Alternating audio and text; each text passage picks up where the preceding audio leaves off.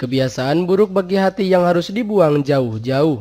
Dengan berat 1,2 sampai 1,6 kg, hati atau liver menjadi organ dalam terbesar yang kita miliki. Hati melakukan lebih dari 500 fungsi penting bagi tubuh, mulai dari sintesis protein hingga metabolisme lemak. Makanan, minuman, dan kebiasaan tertentu bisa merusak hati. Mungkin Anda tak menyadari telah melakukannya. Lantas kebiasaan buruk apakah itu? Berikut adalah kebiasaan buruk bagi hati yang harus dibuang jauh-jauh. Yang pertama, merokok.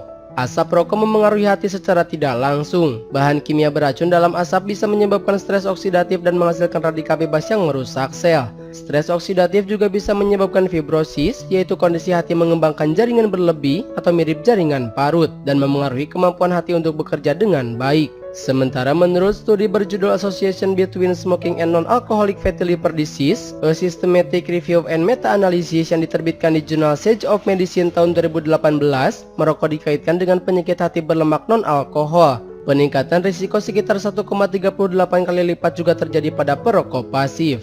2. Konsumsi alkohol berlebihan. Ternyata minum alkohol berlebihan bisa menurunkan kemampuan hati untuk mengeluarkan racun dari tubuh. Ketika hati mencoba untuk memecah alkohol, reaksi kimia yang dihasilkan akan merusak sel-sel hati. Jika ini dilakukan dengan jangka panjang, maka kerusakan akan menjadi permanen dan menyebabkan sirosis. Di sisi lain, 15-20 tahun minum alkohol berlebihan akan membuat seseorang mengembangkan hepatitis alkoholik. Ini mengacu pada penelitian berjudul Alcoholic Liver Disease yang dipublikasikan di Postgraduate Medical Journal.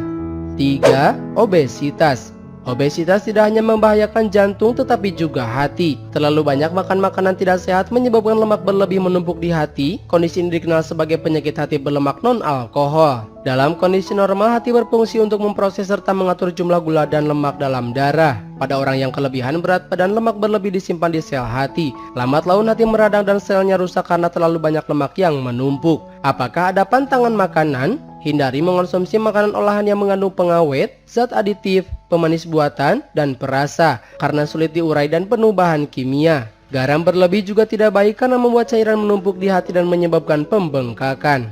4. Kurang tidur.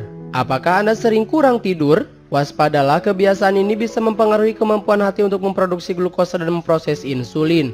Alhasil, risiko penyakit metabolik meningkat seperti diabetes tipe 2 dan hati berlemak atau steatosis. Temuan ini dipublikasikan di American Journal of Physiology, Endocrinology and Metabolism. Peneliti mempelajari dua kelompok tikus, satu dibiarkan terjaga selama 6 jam setiap malam dan satu dibiarkan tidur sesuai keinginan. Peneliti juga memberikan makanan berlemak tinggi dan air gula tanpa batas. Kemudian, peneliti mengukur kadar glukosa dan lemak hati pada tikus tersebut. Hasilnya, tingkat glukosa darah lebih tinggi pada kelompok yang kurang tidur. Selain itu, kadar trigliserida dan produksi glukosa di hati juga meningkat. 5. Penggunaan obat secara berlebihan.